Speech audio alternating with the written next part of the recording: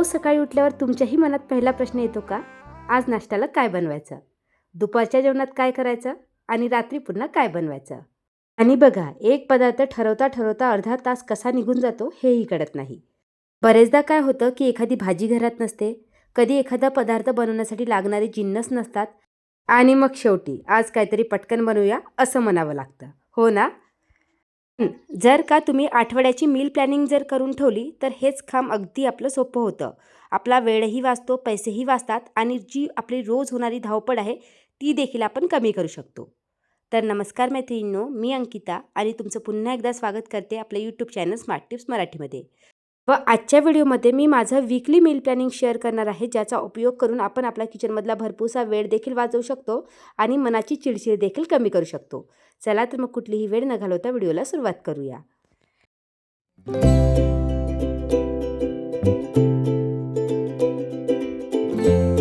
तर सहसा हप्त्याभराची meal planning मी शुक्रवार शनिवारच करत असते, पण आज मी अगदी छोट्या भूकसाठी मील प्लॅनिंग करणार आहे.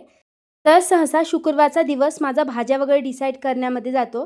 पुन्हा हप्त्याभरात काय बनणार आहे हे थोडंफार मी डायरीमध्ये लिहून ठेवते आणि त्यानुसार स्वयंपाकाची तयारी करत असते. रात्रीच डिसाईड केलं असतं की सकाळी नाश्त्यामध्ये आणि जेवणामध्ये काय बनवायचं आणि रात्रीच्या जेवणामध्ये आमच्याकडे खूप हलकं खाल्लं जातं, जसं खिचडी आहे, फोडणीचं वरण भात, कधी थालीपीठ झाले, कधी पराठे झाले.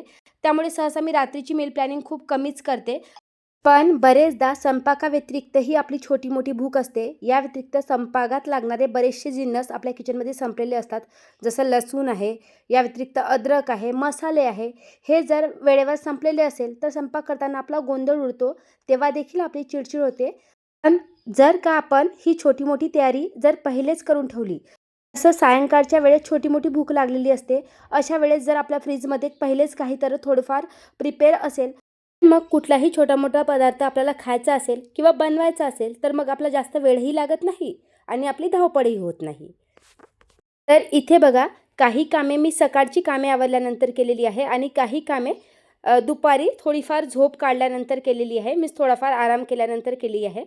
आत्ता वाजले आहे दुपारचे 12:30 आणि जवळ-जवळ 11:30 किंवा 11पर्यंत सकाळची कामे माझी संपलेलीच असतात. तर धने पावडर आणि जिरा पावडर हे संपलेलं होतं आणि हे पावडर एकदाचे बनवले की 15 ते 20 दिवस तर आरामात जातात. तर इथे पहिले मी व्यवस्थित धने भाजून घेणार आहे. लग्न झाल्यानंतर तर हे सगळे पदार्थ मी सगळे पावडर मला विकतच घ्यायची सवय होती.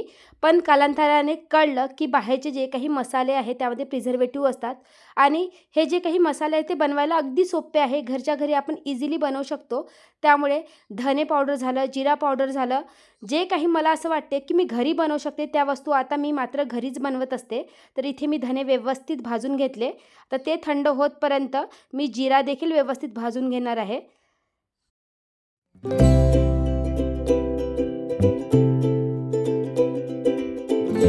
जिरा भाजत असताना लक्षात आले की सोप देखील हलकीशी नरम पडली आहे, त्यामुळे मी ती देखील भाजायला घेणार आहे. त्याचबरोबर साईडला मी पोहे वगैरे व्यवस्थित चाळून ठेवलेले आहे, मुरमुरे चाळून ठेवले. छोट्या मोठ्या भूकसाठी चिवडा हा मला बेस्ट ऑप्शन वाटतो.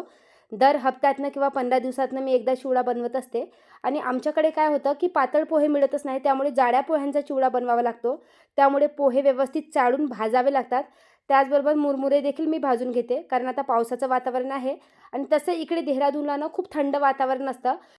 कुठलीही वस्तू असो ते जर एअरटाईट कंटेनरमध्ये ठेवली नाही तर लगेच नरम पडते. त्यामुळे ना खूप सांभाळून वागावं लागतं. इकडे कुठलेही पदार्थ खूप लवकर खराब होतात. त्यामुळे इथे मी पोहे देखील खूप व्यवस्थित भाजून घेतले आणि तुम्ही कधी ना खरंच जाळ्या पोह्याचा चिवडा खाऊन बघितला नसेल तर माझ्या म्हणण्यावरून एकदा नक्की ट्राय करून बघा. फक्त यामध्ये आपल्याला पोहे व्यवस्थित भाजून घ्यावे लागतात. त्याचबरोबर इथे मी मुरमुरे देखील भाजून घेतले आणि थंड झाला की तो चिवडा बनवायचा असतो. जेव्हापासनं मी इकडे देहरादूनमध्ये राहायला आले ना, तर मी याच पद्धतीचा चिवडा बनवते. आता ना इथे देहरादूनमध्ये देखील डी-मार्ट ओपन झालं आहे. पुण्याला एकदा मी डी-मार्टला गेले होते.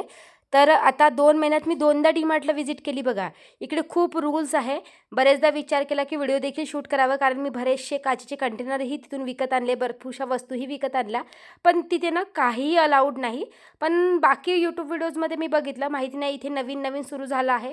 त्यामुळे कदाचित असे रूल्स असेल आणि त्याचबरोबर मला असं वाटलं की आता डी-मार्ट आहे, तर इथे तर मला पातळ पोहे मिळूनच जातील. पण तिथे काही पातळ पोहे मिळाले नाही, जाडे पोहेच होते. आपल्याकडे महाराष्ट्रात डी-मार्टमध्ये पातळ पोहे मिळतात का? मला कमेंटमधून नक्की सांगा. त्याचबरोबर ना मी सकाळी मलाई काढून ठेवली होती फ्रीजमधून, तर मलाई देखील मी मिक्सरमधला लावून घेतली. कारण मला आज लाडू बनवायचे होते. नवरोबांना कित्येक दिवस झाले, की मला तूप आणून द्या म्हणत होते, पण त्यांचं काही तूप आणण्याचा मुहूर्त निघाला नाही. मग आज विचार केला, की सकाळीच आपण दिवसा तूप बनवून घ्यायचं आणि संध्याकाळी मात्र ड्रायफ्रूटचे लाडू बनवायचे. त्यामुळे इथे मी तूप देखील बनवायला ठेवणार आहे. त्याचबरोबर भरपूर दूध शिल्लक आहे.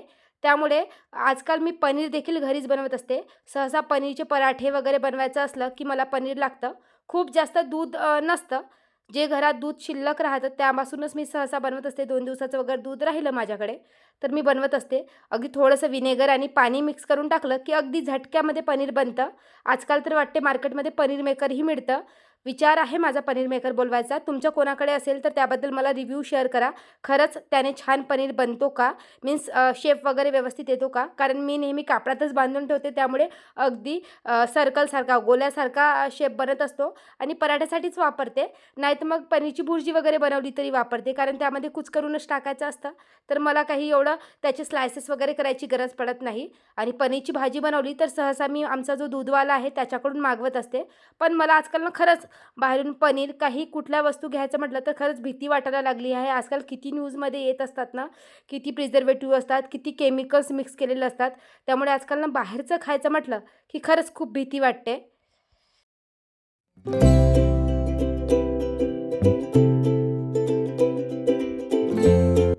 तर बघा इथे माझं मल्टीटास्किंग सुरू आहे. एका साईडला तूप शिजवायला ठेवलं आहे, एका साईडला दूध बॉईल व्हायसाठी ठेवलं आहे आणि इकडे काही मसाले मीन्स जिरा आणि धणे थोडेफार थंडे झाले होते, तर त्याचं पावडर देखील बनवायला गेलं.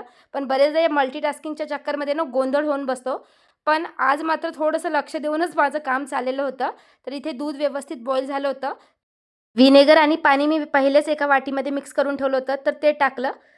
तर पहिल्यांदाच मी इथे व्हिनेगर आणि पाण्याचा वापर करून पनीर बनवते आहे. याआधी जेव्हाही मला पनीर बनवायचा असतो ना, तर मी लिंबू पिळूनच बनवत असते. पण व्हिनेगरने देखील दूध व्यवस्थित फाटलेलं आहे. तोपर्यंत जेवढे काही धने किंवा जिरा पावडर वगैरे मला मसाले काढायचे आहेत, ते देखील मी मिक्सरला लावून घेणार आहे.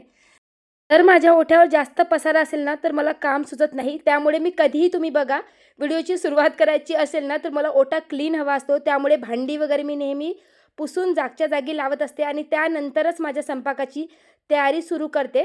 जसं व्हिडिओमध्ये तुम्हाला क्लीन दिसतं ना, तसंच क्लीन असतं.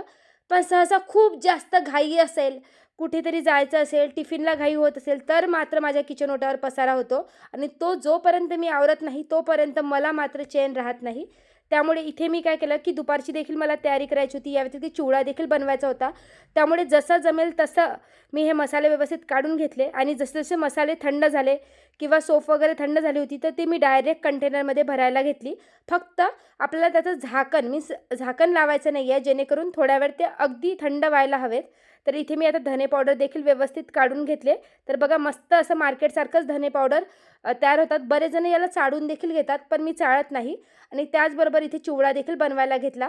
तर यावेळेस ती भाजलेली फुटाण्याची डाळ होती ना, ती नव्हती माझ्याकडे आणि या व्यतिरिक्त कढीपत्ताही नव्हता. जसं माझे सासू-सासरे राहायचे ना, ते नेहमी कढीपत्ता आणून ठेवायचे. पण आता पाऊसही सुरू आहे आणि तेही नाही आहे माझ्याकडे. त्यामुळे कढीपत्ता नव्हता. आता एवढ्या पावसात कुठे जायचं म्हणून मी नॉर्मली असाच चिवडा बनवला. पण हा चिवडा एवढा कुरकुरीत बनतो ना, पोहेही भाजलेले असतात, मुरमुरेही भाजलेले असतात. फक्त थंड झाले की एअरटाईट कंटेनर किंवा स्टीलच्या डब्यात जरी तुम्ही भरून ठेवलं, तरी पूर्ण हप्ताभर याची टेस्ट मात्र नॉर्मल असते. तर इथे माझा चिवडा देखील रेडी आहे. हे सगळं थंड होतपर्यंत मी थोडाफार आराम केला एखादी तास.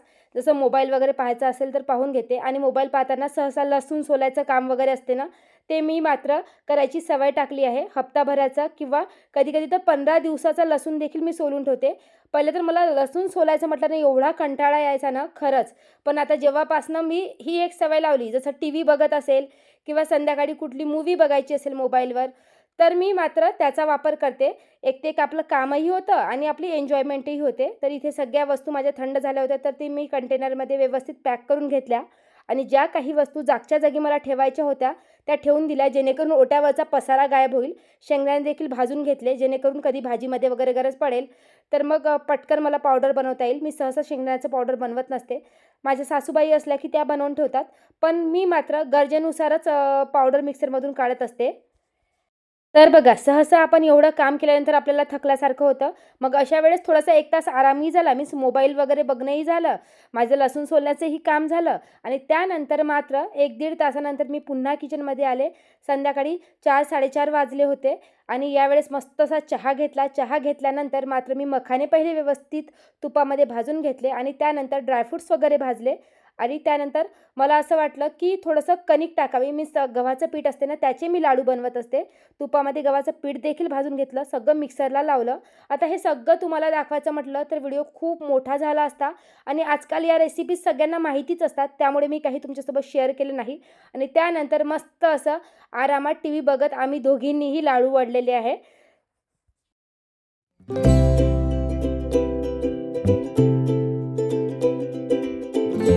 तर बघा, इथे आता माझे लाडू देखील रेडी आहे. त्याचबरोबर मखाणे थंड झाले होते, त्यामुळे ते देखील कंटेनरमध्ये भरून घेतले.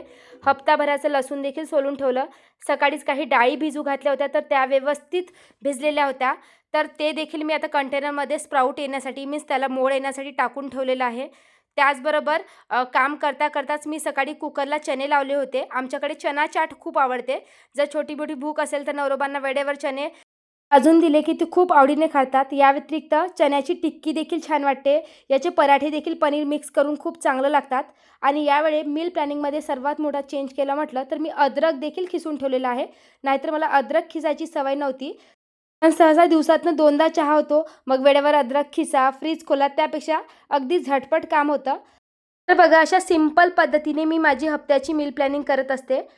त्यामुळे तुम्हाला देखील रोजच्या स्वयंपाकाची चिडचिड होत असेल, धावपळ होत असेल, तर खूप मोठी मील प्लॅनिंग जरी जमत नसेल, तर अशी छोटी-मोठी जरी तुम्ही मील प्लॅनिंग केली, तर तुम्ही तुमचा भरपूरसा वेळही वाचवू शकता, तुमची धावपळही होणार नाही आणि रोजची छोटी-मोठी भूक देखील भागेल. चला, तर रात्री खूप थकले होते, त्यामुळे मस्त असा मसाला खिचडीचा बेत केला आणि दिवसाचा शेवट केला. चला, तर मग व्हिडिओ इथेच संपवते. भेटूया नेक्स्ट ब्लॉगमध्ये. Bye bye.